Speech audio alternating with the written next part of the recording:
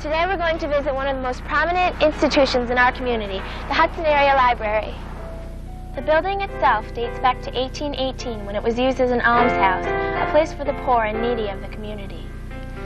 In 1830, Dr. Samuel White purchased the stone building and was used as an asylum for the mentally ill. Later, the building on 400 State Street was the Hudson Female Academy. It also served as the home of Hudson River boat captain George Powers. In 1879, it was bought by the Hudson Orphan and Relief Association and was used as a children's home. This Hudson orphanage provided shelter and comfort for hundreds of children left homeless by broken families. In the 1950s, the Hudson Orphan and Relief Association gave the building to the Hudson City School District for use as school offices. In 1959, community members chartered the Hudson Area Library and used the downstairs rooms to begin its long history of community service. Let's see how things have changed in the past 40 years. You'll still find books, lots of books. The Hudson Area Association Library houses nearly 40,000 books. You can also read and research through more than 900 titles of magazines and newspapers. The Hudson Area Association Library History Room provides residents with a rich reminder of our colorful past. The Hudson Area Association Library is keeping pace with technological changes. Our library now includes an audiobook library, public access computers, internet access and email, video cassette recorders. The Hudson Area Association Library has access to over 100,000 video titles, film projection, substance abuse and health information center for teens. The need for free access to information is great. The Hudson Area Association Library librarian, Frank Reese. Community use has soared. In less than 10 years, library visits have increased 167%, children's programs have increased 184%, circulation has increased 113%. In the last year alone, we've seen an amazing increase. The Hudson Area Association Library has logged more than 26,000 library visits. More than 10,000 children have used the library. The Hudson Area Association Library have run close to 3,000 computer sessions, and we've had more than 4,000 reference requests from the community. Retired members of the community are using the library more and more for health information, computer training, and email. Our annual summer reading program involved more than 150 kids reading over 2,000 books. This is a library with a long history of community service. We need to provide access to information and knowledge for all citizens. I'm Carolyn Russo, and I live here in Hudson, just a couple blocks away from the library. And one of the enjoyments that I have in working here as a volunteer is to see the children and what's available for them, and to see how much they enjoy coming in and leafing through the books, reading the books, having books read to them. My name is Olga Kelly, and I live in Greenport. The Hudson Area Library Association's the best place to get the best mystery books. They're friendly, they're helpful all the time. And if they don't have them, they get them for me through the Inter-Area Library Service. My name is Sharon Cobbins, and I'm a lifelong resident of Hudson, New York. The Hudson Area Association Library has been a great resource to myself and my family. I'm Belinda Casavan, and I live in Stottville. I think one of the greatest assets to having a library in the neighborhood is the fact that people can come in and basically borrow books at no cost and experience the world through the words in the books and enjoy different things that they normally might not experience if they didn't have a place to come to read books, take books out, and basically not have to pay for them. I'm Edward Januvis. I'm a retired physician in this community, and I treasure and value this library, and I wish that everyone else did as well. My name is Darlene Clark, and this is my daughter Jamie, and we live in Greenport. The Hudson Area Library has a great selection of children's books for my 4-year-old, and their bestseller selection is great too. And the Bedtime Stories program is great for the children. Whether you're a senior citizen or a senior in high school, the Hudson Area Association Library is here to serve your needs. Thanks for watching, and we'll see you at the library, the Hudson Area Association Library.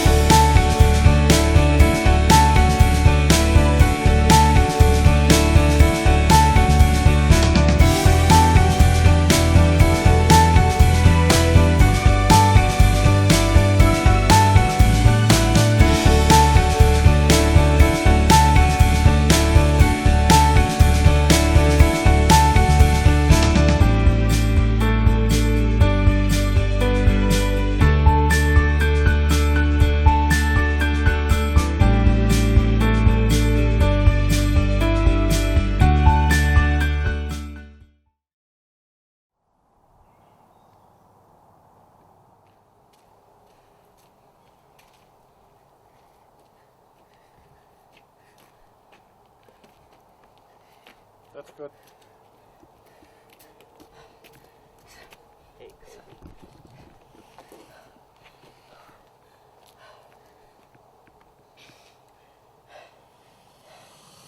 I know. It's okay.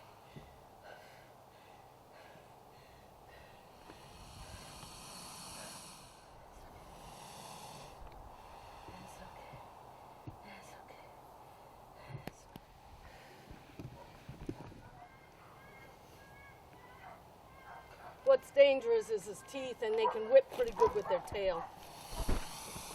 No, you're not going anywhere. No, you're staying here. No, you're not going anywhere. Nowhere. Nowhere. I know, you want to go in your pen. I know. He's an old friend. You've had him for a long time, you said. Yes, I have. I've had him since he was a hatchling. He's between 11 and 12 years old. So, yeah, I've had him. I raised him since he was this big. Does he know this is home? Yes. Yep. Matter of fact, when I brought him back, with the help of my neighbor and friends, they helped me carry him in the back, and he saw, you know, the basement where he lives in the winter. He was scoring he wanted to be put down, and he slid down the stairs and ran over to his enclosure. So yeah, he knows it's home. You know, and he was very grumpy when I first got him back, and once he got back in his enclosure, he decompressed. So he didn't wander off. No, he didn't wander off. He was taken out of my basement. He didn't wander off. Why would somebody do that? Who knows? I have no clue as to what the mindset of somebody to do something like that is. It's beyond me. I just, at his size, I couldn't even fathom, you know, who could, you know. Why would they do it? Why, or, you know, what they were thinking, you know, when they did it. So. Keep her up on the boat, his back.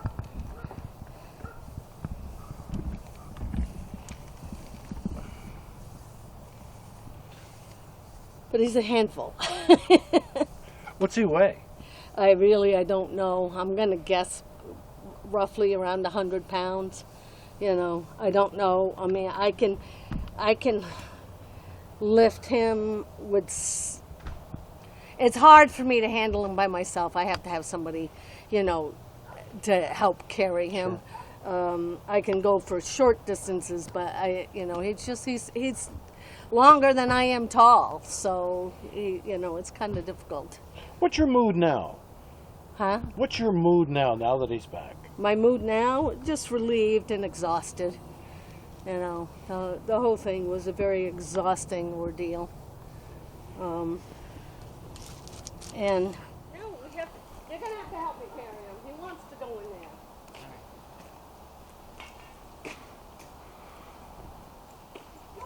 Grab him from the back.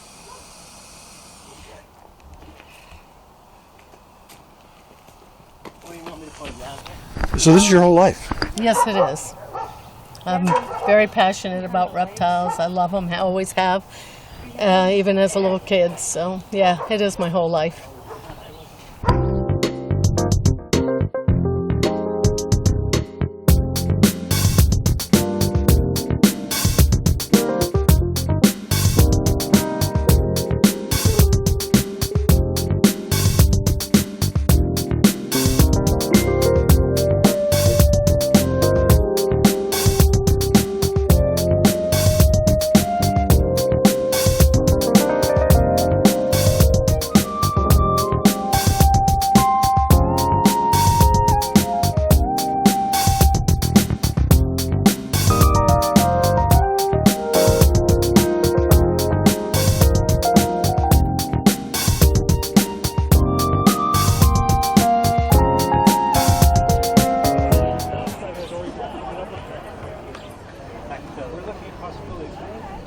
this is 10 years for you, right? This is the 10th Pride in Hudson. We've started in 2010, 9 years of Pride. Yeah. What's this mean to you?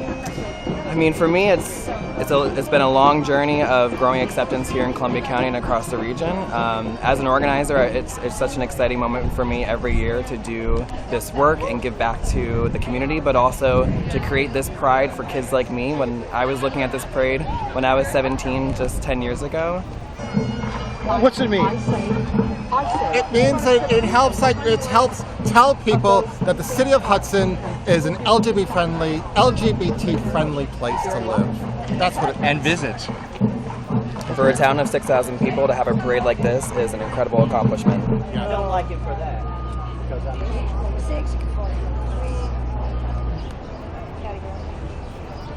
just retired. I was talking to someone.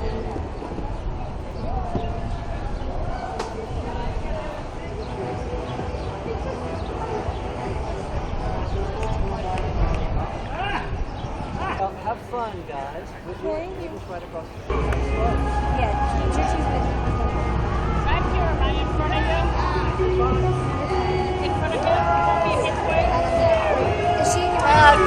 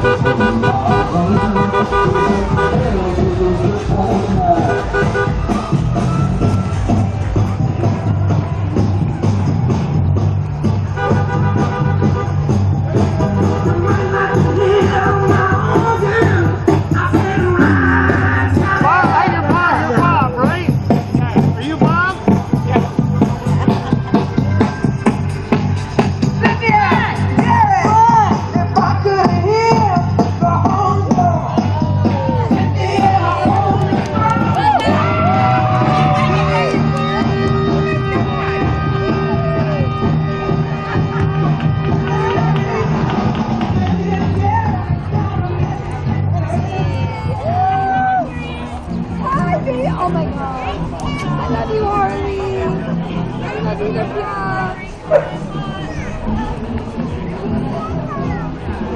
Yay.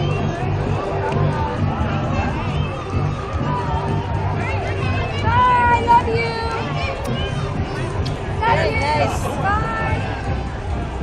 Oh, my baby.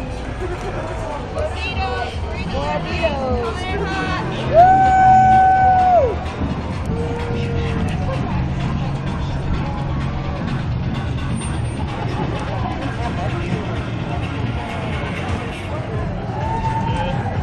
Woo! High side.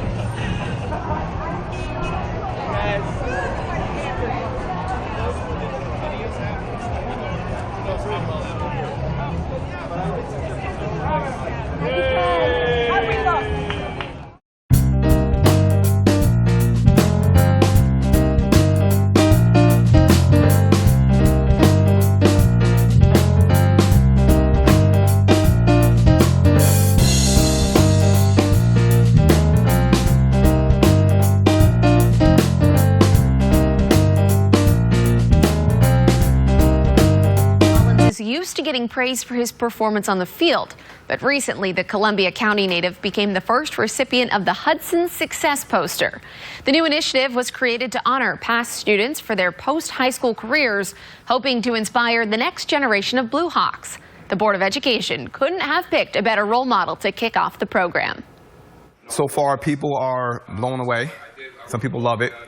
I've actually heard the saying, the most anticipated book of the summer. Section 2 rushing champion, college football star, NFL running back, husband, and father. Those are just some of the many hats Leroy Collins has worn. Now, the 1995 Hudson High graduate is embarking on a new chapter as a published author. Collins recently returned to his hometown to present his new book, The Running Back, the true story from the wheelchair to the NFL. There's a lot that people don't know about me. They can look at my life and think my life is easy. So after reading the book, they see that it wasn't. That I struggled, I had hard times. Adversity came my way nearly every day. There's times that I wanted to quit, and there's times that I did quit, but I had the right resources around me to pick me back up and put me back on track. One of those moments of adversity came early in Collins' life when he was involved in a serious car accident. Broken bones and a crushed pelvis left him relying on a wheelchair to get around. I always had dreams and vision of me walking. Even though at a point the doctor said it never happened, I always saw myself taking steps and walking, and actually saw myself playing in the NFL. Against all odds, Collins' NFL dream came true. Not too long ago, he had another dream, documenting his story in book form so others could learn from his experiences. Once again, Collins achieved what he set out to do. The moral of the story is perseverance, like never giving up. Whatever you set in your heart, you can obtain it. You got to work. We got to put some work in, have some faith, and work towards whatever the goal and dream is. And continue working towards that dream every day, and you can obtain that. Running Back, true story from the wheelchair to the NFL, is now available on Amazon. JT and Liz, I can't wait to get my hands on a copy. Over to you. Yeah, it sounds fascinating. I'd like to read that myself. Okay.